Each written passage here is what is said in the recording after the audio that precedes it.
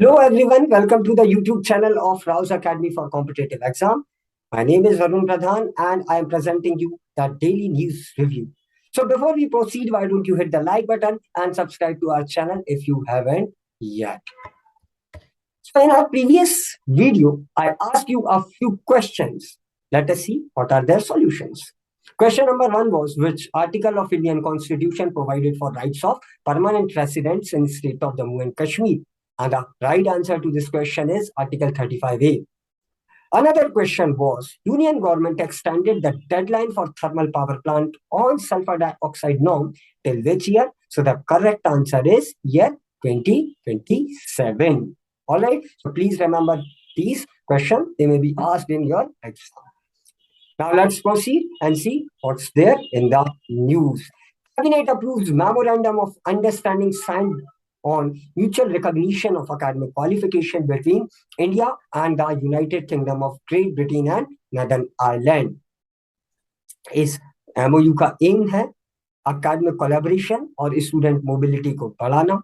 एक मीटिंग हुई थी दिसंबर 2020 में न्यू दिल्ली में, जिसमें ब्रिटेन और इंडिया के एजुकेशन मिनिस्टर्स आकर उन्होंने एजुकेशन और एकेडमिक रिलेटेड मसलों पर काफी चर्चा की और एक डिसीजन आया कि एक ज्वाइंट फोर्स बनाई जाए. और उस ज्वाइंट फोर्स को ये टास्क सौंपा गया कि वो इंडिया और ब्रिटेन के बीच में एकेडमिक टाइज को लेकर एक ड्राफ्ट एमओयू प्रिपेयर करे. और ये एमओयू जो प्रिपेयर हुआ, साइन हुआ, उस पर्टिकुलर एमओयू को अब कैबिनेट ने अप्रूव कर दिया है. इस बात को आप ध्यान रखिएगा. अब बात करता है ये एमओयू, तो this MOU facilitates mutual recognition of educational qualification, duration of courses, document related to academic degrees, accreditation of educational institution, etc. However, this particular MOU excludes professional degrees like engineering, medicine, nursing, paramedical education, pharma, law, architecture, etc. That is, it only talks about the basic degree courses. All right. And it will also facilitate the establishment of dual degree courses between higher educational institution of the two nation. ठीक है.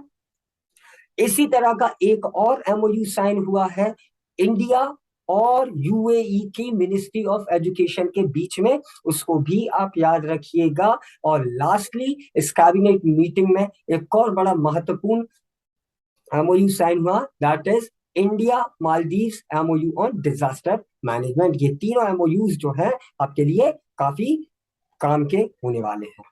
अगली news देखते हैं, and this news is very very important for your paper 2 that deals with internal security. So, center extends ceasefire with Nationalist Socialist Council of Nagaland Nikki Group for 1 year. NSCN Niki group के साथ ceasefire को government of India ने 1 साल के लिए extend किया है. क्या है ये ग्रुप, आइए समझते हैं. So it is a splitter group of the original NSCN. NSCN is an insurgent group active in the Nagaland. Alright, and this NSCN Sumi is named after its leader Nikki Sumi, who was allegedly responsible for killing 18 soldiers of Indian Army in Manipur in 2015, and he was announced rupees 10 lakh award. तो उसके नाम पर ये group है और इस group के साथ government of India cease fire के नेगोशिएशंस कर रही है. इसी तरह का एक नेगोशिएशन NSCN IM के साथ भी 2015 में हुआ था, जब नरेंद्र मोदी जी भी वहां पर उपस्थित थे. कुछ 80 राउंड टॉक्स के बाद, 18 साल लंबी नेगोशिएशन के बाद NSCN IM और गवर्नमेंट ऑफ इंडिया के बीच में एक इस तरह का एग्रीमेंट हुआ था. हालांकि वो एग्रीमेंट जो है फेल हो गया, क्योंकि गवर्नमेंट ऑफ इंडिया ने एक आइडिया को आउटराइटली रिजेक्ट कर दिया, and that idea was separate Naga flag and separate constitution. This demand was vehemently rejected by the government.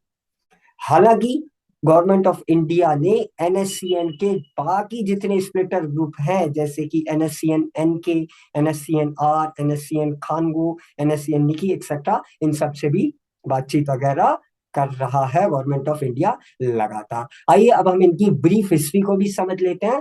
तो आप सभी जानते हो कि नागालैंड और पूरे नॉर्थ ईस्ट में एक बड़ा इंटरनल सिक्योरिटी थ्रेट है जिसको हम इंसर्जेंसी कहते हैं, है ना। They are constantly demanding separate states, and by state I mean separate country independent from India, liberated from India. So NSCN was an insurgent group formed by Isaac Chisu, Muvaya, and SS Kaplan.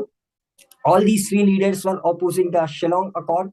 The Shillong Accord was signed between the Naga National Council and Government of India. But these three people were opposing it, hence they formed NSCN. हालांकि बाद में इनके आपसी भी मतभेद होने लगे, जिससे एनएससीएन के दो टुकड़े हो गए। एनएससीएन के जो कि खापलांग लीड कर रहे थे, और एनएससीएन आईएम जिसको आइजैक और मुवैया लीड कर रहे थे, इसलिए उसका नाम आईएम पड़ गया। इसका ऑब्जेक्टिव था ग्रेटर नागालैंड को एस्टेब्लिश करना।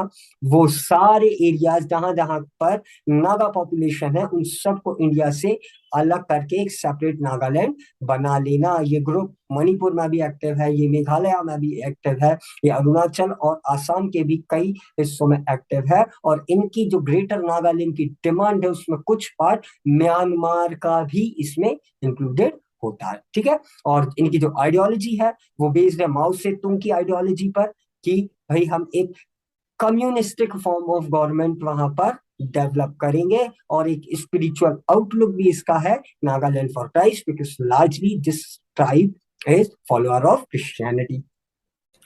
ऑलराइट, इसके एरिया ऑफ ऑपरेशंस के बारे में तो मैंने आपको ऑलरेडी बता ही दिया है। Now let us see what is NSCN K. It is an insurgent group which is led by Khaplang and it was formed in 1988 after the splitter with NSCN, ठीक है।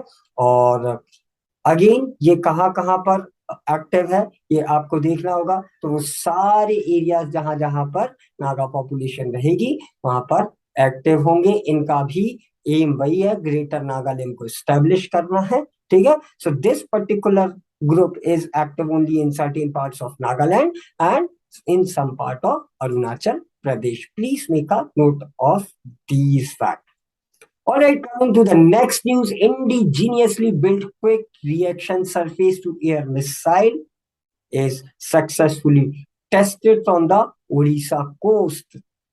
So this QRSAM weapon system is a unique system. It is one of its kind because it can operate on the move with search and track capability and fire on short haul, ठीक है। ये बहुत ही short time में भी अपने target को fire कर सकती है। ये बात हमें इन ट्रायल्स के दौरान पता चली है। एंड इट्स का स्ट्राइक रेंज है 30 kilometre.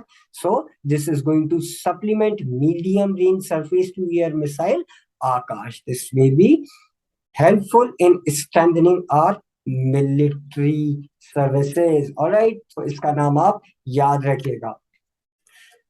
Next news is Piyush Goyal launched US startup Setu supporting entrepreneurs in transformation and upskilling program in San Francisco.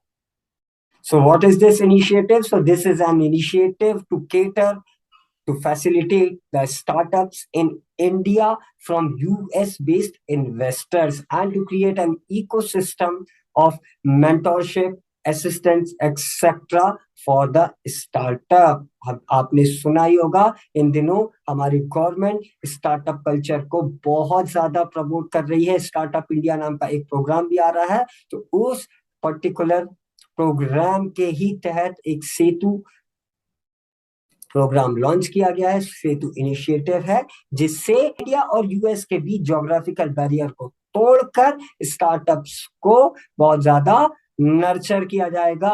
उनके लिए एक इस तरह का इकोसिस्टम तैयार किया जाएगा। इसी इनिशिएटिव में एक और बड़ी महत्वपूर्ण चीज है जिसका लॉन्च किया गया है, Maarg, MAARG, that is mentorship, advisory, assistant, resilience and growth programme. यदि आप सिर्फ इस पर्टिकुलर इनिशिएटिव के कीवर्ड्स भी याद रख लोगे तो आपको सेतु प्रोग्राम का पूरा ऑब्जेक्टिव क्लियर हो जाएगा, ठीक है। और आप कंट्री याद रखना कि इंडिया और यूएस के बीच में ये एक तरह का ब्रिज जैसा बनाने की कोशिश की जा रही है।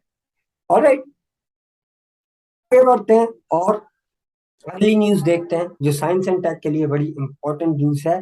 Argentina's mystery pneumonia outbreak finally identified as legionellosis disease. जितना खतरनाक ये डिजीज सुनने में इसका लग रहा है, उतना ही खतरनाक है भी, क्योंकि ये एक माइल्ड फेब्राइल इलनेस है जो कि कभी कभी फैटल भी हो सकती है। ये बात कही है WHO ने, ठीक है। WHO ने बताया है कि ये न्यूमोनिया जैसा डिजीज है जिसमें फीवर, मसल और एब्डोमिनल पेन और शॉर्टनेस ऑफ ब्रीदिंग हो सकती है, ठीक है। और बड़ी बात ये है, इसका अब तक कोई ट्रीटमेंट अवेलेबल नहीं है, और जितने भी पेशेंट इस रोग से, इस डिजीज से डायग्नोस हो रहे हैं, उनके लिए सिर्फ एंटीबायोटिक ट्रीटमेंट दिया जा रहा है। एक और बहुत जरूरी बात जान लेते हैं कि किस वजह से ये पर्टिकुलर डिजीज होता है। सो this is caused by inhalation of contaminated aerosol from contaminated water. This comes from ACs, cooling towers, evaporative condensers, etc. ठीक है, तो इसलिए ध्यान रखिएगा कि ये एक बड़ा थ्रेट है जो इन सारी चीजों से हो रहा है, ठीक है। आगे बढ़ते हैं और अगली न्यूज देखते हैं। India US 2+2 international dialogue held on 7th of September and India US maritime security dialogue held on 8th of September. Let's see what happened in these two dialogues. So India and US reviewed the implementation of 2+2 ministerial meeting pertaining to bilateral cooperation in defense, counter terrorism, maritime security, education, health, climate change, clean energy, and critical technologies such as space, people to people linkages, etc. All these key focus areas were discussed in this 2+2 dialogue.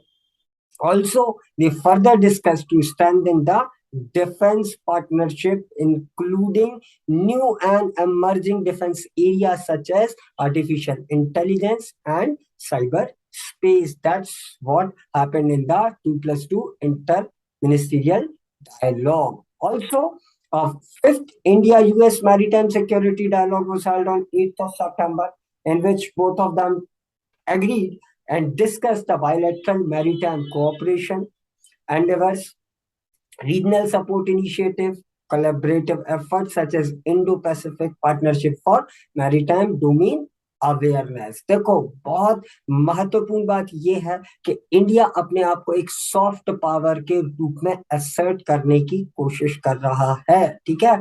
और Indo Pacific area में, या मैं कहूँ Asia region में, India अपने आप को एक सॉफ्ट पावर की तरह असर्ट करने की कोशिश कर रहा है। एंड चाइना की स्ट्रिंग ऑफ पर्ल थ्योरी जो कि थ्रेट है कई सारे देशों के लिए, और वो सभी देश, चाहे वो यूएस ही क्यों ना हो, वो जानते हैं कि चाइना को अकेले कंटेन कर पाना लगभग असंभव है। उसके लिए किसके साथ पार्टनरशिप की जरूरत है? इंडिया के। तो उन्हीं सारे मामलों पर ये बातचीत हुई है, India US maritime security dialogue. Alright, आगे बढ़ते हैं और अगली महत्वपूर्ण न्यूज देखते हैं जो अगेन इंटरनेशनल रिलेशन से रिलेटेड है। प्रधानमंत्री नरेंद्र मोदी ने वर्चुअली ईस्टर्न इकोनॉमिक फोरम को एड्रेस किया, ठीक है। ईस्टर्न इकोनॉमिक फोरम को एड्रेस किया। ये फोरम रशिया ने इनिशिएट की थी, ठीक है। रशिया ने इनिशिएट की थी इस फोरम को। प्रेसिडेंट व्लादिमीर पुतिन ने 2015 में इस फोरम को बनाया था, और इस फोरम के एनुअल मीटिंग को नरेंद्र मोदी जी एड्रेस कर रहे थे। क्या कुछ कहा, आइए देखते हैं। He stated that India is keen to strengthen its partnership with Russia on Arctic issue. Very, very important point to remember. He also added that India and Russia have immense potential for cooperation in field of energy and other ventures such as pharma, diamond, etc. He also stated that India's Act Far East policy in a meeting of forum has strengthened Indo-Russian partnership in various fields. Russia हमेशा से India का एक बड़ा strong partner रहा है, और ये ties और ज्यादा स्ट्रॉन्ग हुए हैं जब से इंडिया ने 2019 में एक्ट फार ईस्ट पॉलिसी लॉन्च की थी। ठीक है, तो ये बड़ी महत्वपूर्ण न्यूज है। यहाँ हम आगे बढ़ते हैं और आज की न्यूज से रिलेटेड कुछ एक क्वेश्चंस मैं आपसे पूछता हूँ। If you know the answer, do let us know in the comment box, and if you don't know the answer, then please stay tuned with us. So the question number 1 is, which leader established Eastern Economic Forum? Option A, Joe Biden; B, Xi Jinping; C, Vladimir Putin; D, Benjamin Netanyahu. And next question, Setu initiative was launched in which city? New York, San Francisco, Washington DC, or California? If you know the solution to these two questions, please let us know in the comment box, else we'll be telling you the solution in the next video. All right, so this is it from my side. I hope you like this video. You can join our batches for MPPSC and UPSC Civil Services. Our address is given in the description box. Fine.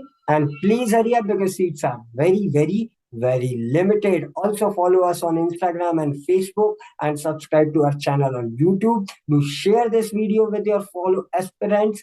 Comment your feedbacks and doubts, if any. We'll try to clear them.